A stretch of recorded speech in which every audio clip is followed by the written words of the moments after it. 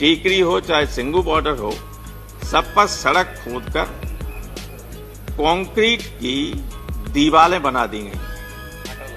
उससे पहले कांटे लगाए गए। मतलब जो हमारी पार्लियामेंट की सुरक्षा नहीं है, उससे ज्यादा जबरदस्त सुरक्षा की गई। पाकिस्तान बॉर्डर पे भी ऐसा नहीं है। मैंने तो वो बॉर्डर भी देखी, वहां भी इस तरह का नहीं है। कि अब लखनऊ हम गए तो भाई चौधरी चरण सिंह हवाई अड्डा है, लेकिन नाम लिखा हुआ है अडानी। तो ये क्या हमला करने आ रहे दिल्ली पर? और बार बार हमारे राष्ट्रपति के अभिभाषण में भी इस बात की चर्चा करवा दी आपने। राष्ट्रपति को आप जानते हैं कि राष्ट्रपति तो वही कहेंगे जो आप लिखेंगे। उससे न एक लाइन इधर कह सकते हैं, न एक लाइन उधर कह सकते हैं। वो अगर अपने मन की बात कहना चाहें तब भी नहीं कह सकते। सबसे बेहतर मंडियां काम करती हैं पंजाब और हरियाणा की। और वो जानता है कि जब ये मंडियां बेकार हो जाएंगी तो मनमाने तरीके से व्यापार, ये जो बड़े उद्योगपति हैं जिनकी मंडियां बनेंगी निजी, वे किसानों को कहेंगे कि हम इस भाव पे लेंगे, लेना हो तो दो, न देना हो तो रखो अपने घर। राज्य की मंडी में खरीदा जाए, चाहे कोई इंडिविजुअल खरीदे, चाहे कोई और प्राइवेट मंडी वाला खरीदे, इस एमएसपी से कम लागत पर कम कीमत पे कोई नहीं खरीदेगा। ये गारंटी अगर एक लाइन लिख दे जाते तब भी लोगों को भरोसा रहता है कि इसमें हमारी एमएसपी बची रहेगी। आपका एक शानदार इतिहास है, अतीत है। अगर पंजाब इतनी बड़े पैमाने, अब तो देश के दूसरे हिस्सों में भी बहुत बढ़िया खेती होने लगी, लेकिन एक स्थिति ऐसी थी जिसमें देश के बड़े हिस्से को खिलाने पिलाने का काम पंजाब करता था। देश की सीमाओं पर बड़े पैमाने पर उनके घरों से जाने वाले लड़के हैं। और मैं ये आप भी जानते हैं और हम सब जानते हैं कि जितने किसान परिवारों के लोग हैं, वे न केवल खेती पैदा करके लोगों के पेट भरने का काम करते हैं, बल्कि हमारी पुलिस और सेना में जो लोग हैं, बॉर्डर पर जो सीमाओं की रक्षा करते हैं, देश में जो लॉ एंड ऑर्डर को बनाए रखने का काम करते हैं, वे जवान भी इन्हीं किसानों के परिवारों से आते हैं। ये उन परिवारों से नहीं आते हैं जो जिनके लिए आप लोग काम कर रहे हैं। आपको काम करना चाहिए इनके लिए, आप कर रहे हैं उनके लिए जिनके आसपास का, जिनके रिश्तेदार और खानदान कोई सेना में जा ही नहीं सकता है। नहीं दे, कहीं उनके सामने गोली चला दी जाए तो गिर पड़ेंगे, है क्या? लेकिन देश का धन सारा इकट्ठा कर लेंगे और उनकी मदद हो रही। भाई ये क्या दिक्कत है कि किसान कह रहे हैं कि वापस कर लिए, इसमें प्रतिष्ठा का प्रश्न क्या? अगर हम कहते, अगर विपक्ष कहता, पॉलिटिकल पार्टीज कहती कि आप विड्रॉ कर लीजिए, आप मत करो। लेकिन किसान किसी राजनीतिक दल का नहीं है, किसी राजनीतिक दल से प्रेरित नहीं है, बल्कि जो लोग बैठे हुए उन्होंने कहा है कि कोई राजनीतिक दल का व्यक्ति हमारे मंच से भाषण नहीं कर सकता, बैठ सकता है नीचे, लेकिन मंच पर नहीं जा सकता है। कहा है कि नहीं कहा? तो उसमें आपकी क्या प्रतिष्ठा गिरी जा रही है? जब गुलाम नबी साहब बता रहे थे, जो उन्होंने उदाहरण 3 दिए, वो 100% सत्य और तथ्यात्मक हैं। जब अंग्रेज किसानों की बात को मान सकता है और कानून को वापस ले सकता है, तो क्या आप अंग्रेजों से खराब हैं? आपको क्या दिक्कत है? सर समय हो गया? जी हो गया, ऑलरेडी 2 मिनट 3 मिनट अधिक हो गया। मैं आधा मिनट में खत्म किए दे रहा हूं। सर, एक तो मैं अपनी बात खत्म करने से पहले ये कहना चाहता हूं कि इस पेंडेमिक में भी अकेले खेती ही ऐसी थी जिसने जीडीपी को रोके रखा। कुछ हमारी खेती का योगदान 20% है, 14% से बढ़ के 20% हो गया, क्योंकि और जीडीपी डाउन हो गई थी। लेकिन खेती ने आपकी इज्जत रखने की काम किया, लोग देश को बचाने का काम किया। और दूसरे ये कि जो लोग मरे हैं, मैं सरकार से ये मांग करता हूं कि उन किसानों को, उनके परिवारों को कम से कम 20-20 लाख रुपए का मुआवजा दिया जाए और उनके बच्चों को कहीं न कहीं राज्य सरकारों से कह के या केंद्र सरकार में उनको एक आध बच्चे को जो मरे हैं उनको सरकारी नौकरी दी जाए। और हमारे गुरु उदय प्रताप सिंह ने एक बार लिखा था इसी पे कि खेत में मेहनत तुमने की, तुम्ही को तंगी का डर हो, तुम्हारे घर में दिया जले रोशनी और कहीं पर हो, उठो ये नीलकंठ तीसरे नेत्र की याद दिलाता हूं, तुम्हें आवाज लगाता हूं। तो ये किसानों को इस सदन के माध्यम से मैं आवाज देना चाहता हूं कि एक हो सारे देश के। इन्हें तो अभी ये घमंड है कि हम बाहर से मंगा लें, तुम मत दो अन्न, हम बाहर से मंगा लेंगे। हाँ, ये कर सकते हैं, ये कर सकते हैं, लेकिन कितने दिनों तक कर सकते हैं?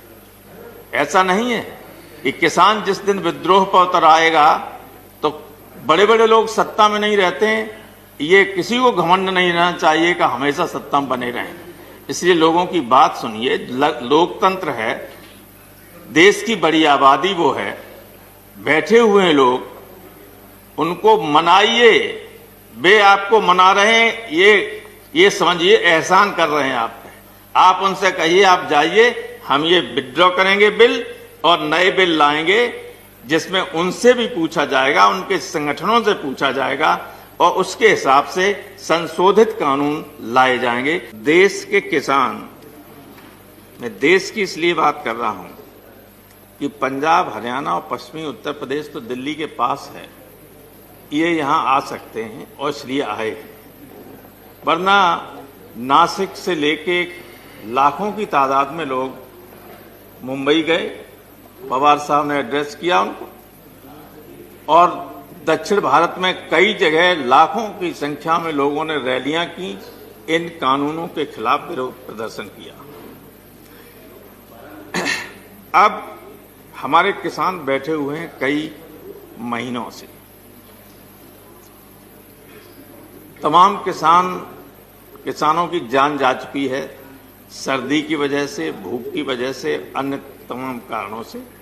लेकिन सरकार ऐसी निर्दयी हो गई है, ऐसी बेरहम हो गई है कि उसके ऊपर कोई असर ही नहीं हो रहा है, कोई असर नहीं हो रहा है। आप ये बताइए कि अगर आप उनको 1.5 साल तक होल्ड करने के लिए, रोकने के लिए राजी हो जाते हैं, तो इसमें क्या दिक्कत है कि उन तीनों बिलों को विड्रॉ करके इस सेशन में रिपील कीजिए उस एक्ट को और नए बिल ले आइए, उनको स्टैंडिंग कमेटी को भेज दीजिए और उसके बाद नए बिल पास कर दीजिए। अगर पहले भी आपने विपक्षी मांग मान ली होती कि स्टैंडिंग कमेटी को भेज दी जाए तो ये संकट नहीं आता। अब मैं देख रहा हूं कि हमारे गाजीपुर बॉर्डर पर और टीकरी हो चाहे सिंगू बॉर्डर हो, सब पर सड़क खोदकर कंक्रीट की दीवारें बना दी गई हैं। उससे पहले कांटे लगाए गए।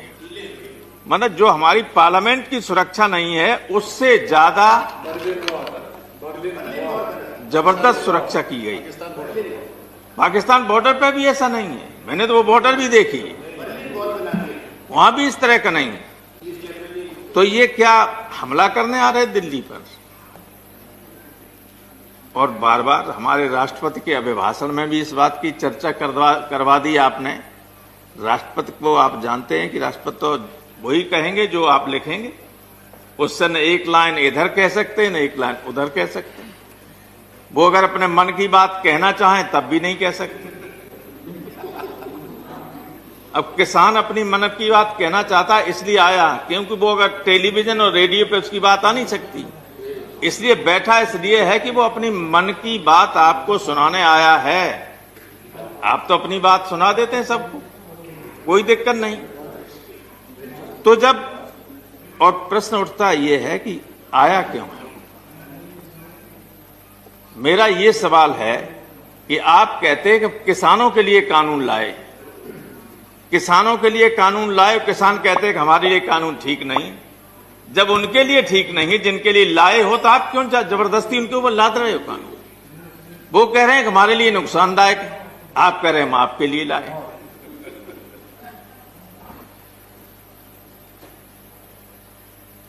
अब देखिए, जो एमएसपी की बात चलती है, ये ऑर्डिनेंसेस आ गए थे पहले ही जून में, और बाद में विधेयक आए जब सत्र चला तब। मैं आपको उदाहरण देना चाहता हूं कि स्थिति कितनी खराब हो गई। लास्ट ईयर जब ये अध्यादेश नहीं आया था, उससे पहले हमारे यहां मक्का का भाव था 22 रुपया क्विंटल, 2200 रुपया क्विंटल। और इस बार जब यह अध्यादेश आपने लागू कर दिया, उसके बाद मेरा तमाम जमीन खाली पड़ी रहती थी, धान, उसके बाद आलू, गेहूं, ये सब करते रहते थे। तो लड़के करते थे, उन्होंने कहा साहब मक्का 2200 रुपया क्विंटल बिक रही है, अब की मक्का कर दीजिए। मक्का की तो 1100 रुपया क्विंटल बिक, 1100 रुपया क्विंटल। और आपकी एमएसपी है सर, एमएसपी है हाइब्रिड की 2660 रुपया और सामान्य मक्का की 1860 रुपया। तब हमारी मक्का, मेरी कोशिश करने के बाद भी प्रशासन ने कहा कि हम नहीं खरीद पाएंगे। दलालों की तो खरीद लेंगे, लेकिन आम लोगों को आपके बिहार में तो स्थिति इससे भी ज्यादा खराब थी। आप पता करिए कि मक्का क्या हिसाब बिकी। तो एमएसपी के मिलने का कोई सवाल नहीं है। अब इसलिए नहीं कि आपने कहीं इस कानून में यह नहीं लिखा कि मंडियों के अलावा जो प्राइवेट मंडियां बनेंगी, और प्राइवेट बनेंगी क्या? हमें लगता है इन लोगों को कई साल पहले से पता था, बड़े लोगों को, ये ऐसे कानून आएंगे। आपके मध्य प्रदेश में कई जगह एक बड़े व्यापारी ने, जिसका नाम रोज लेते थे, मैं नहीं लेना चाहता हूं, लेकिन कई करोड़ टन चावल और गेहूं भरने के लिए, रखने के लिए गोदाम में बना ली। 4 साल से बन रही थी। दिग्विजय सिंह जी, माननीय दिग्विजय सिंह जी अच्छी तरह जानते हैं। अब जब उनके बगल में जो मंडियां होंगी, हमारी राज्य की मंडियां, वे चल जाएंगी क्या? उन्हें कैसे मालूम था भाई कि ये कानून आने वाले जो 4 साल से बना रहे थे? आप देख आइए जाके, अगर मैं गलत कह रहा हूं। बनाई मंडी की नहीं बनाई? वो किनकी हैं वो मंडियां?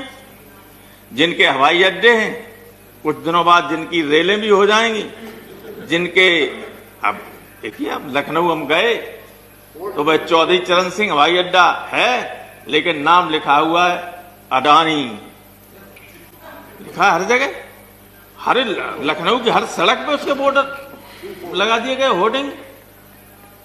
आप बाहर जाइए, अगर 10 मिनट गाड़ी खड़ी करेंगे तो इतना रुपया, और 10 मिनट से ज्यादा हो गया तो इतना रुपया।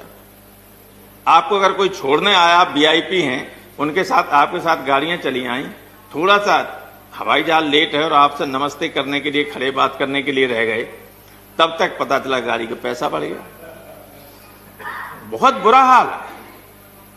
तो वही स्थिति इसमें है कि किसान क्यों परेशान है? किसान जानता है बहुत अच्छी तरीके से, सबसे बेहतर मंडियां काम करती हैं पंजाब और हरियाणा, और वो जानता है कि जब ये मंडियां बेकार हो जाएंगी तो मनमाने तरीके से व्यापार, ये जो बड़े उद्योगपति हैं जिनकी मंडियां बनेंगी निजी, वे किसानों को कहेंगे कि हम इस भाव पे लेंगे, लेना हो तो दो, न देना हो तो रखो अपने।